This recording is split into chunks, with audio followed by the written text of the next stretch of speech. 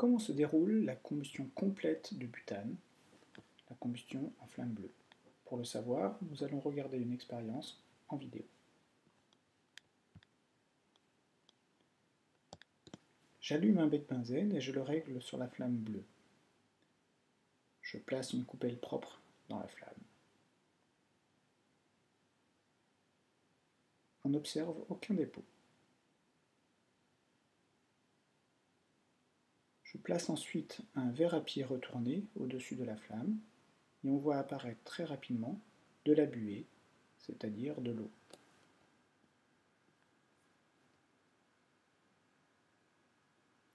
L'étape suivante consiste à récupérer dans un tube à essai les gaz de la combustion.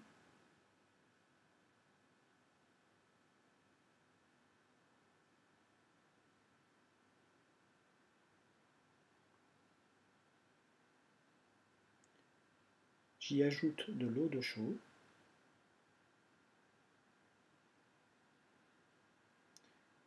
L'eau de chaux se trouble, montrant que l'on récupère du dioxyde de carbone.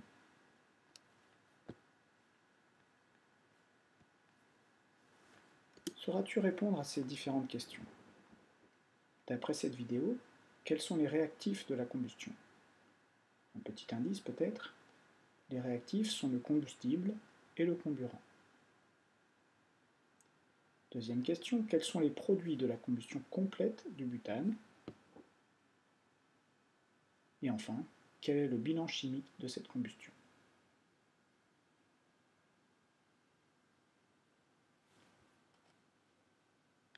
Passons à l'étape suivante, c'est-à-dire l'étude de la combustion incomplète du butane. Deuxième vidéo.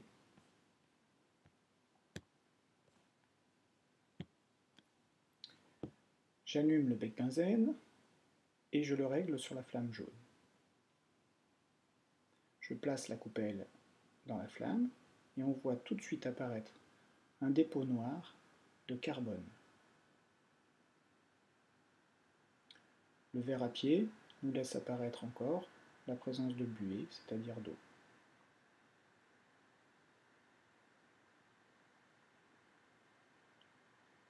Enfin, je récupère les gaz de la combustion à l'aide d'un tube à essai et je vais y ajouter de l'eau de chaux.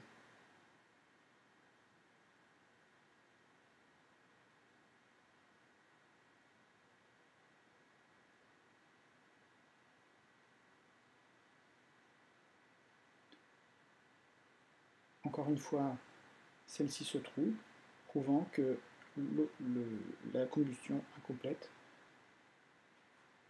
produit du CO2. Un dernier produit n'est pas mis en évidence ici, c'est le monoxyde de carbone, car il est indétectable avec les moyens simples que l'on a. As-tu compris? D'après cette vidéo, quels sont les produits de la combustion incomplète du butane? Et enfin, quel est le bilan chimique de la combustion incomplète du butane? Si tu as répondu à ces différentes questions facilement, eh bien, tu n'auras aucune difficulté pour la synthèse qui suit. Elle est sous forme de tableau. On va retrouver donc la combustion complète en flamme bleue. Les réactifs sont le butane et le dioxygène, et il faut une quantité de dioxygène importante, c'est pourquoi la virole est ouverte.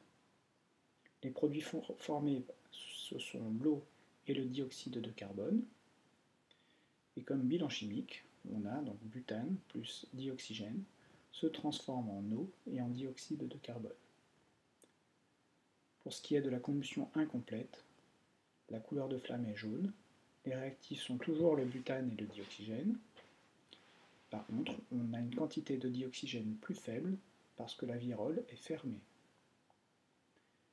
Dans les produits, on retrouve l'eau et le dioxyde de carbone, mais on y rajoute le carbone qui s'est déposé sur la coupelle et du monoxyde de carbone que nous n'avons pas pu mettre en évidence.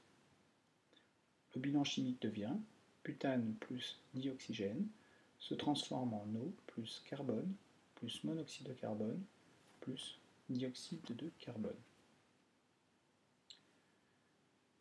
Dernière étape, pourquoi parle-t-on de combustion incomplète? Par incomplète, il ne faut pas comprendre que la combustion des réactifs n'est pas terminée, mais plutôt que les produits sont incomplètement brûlés.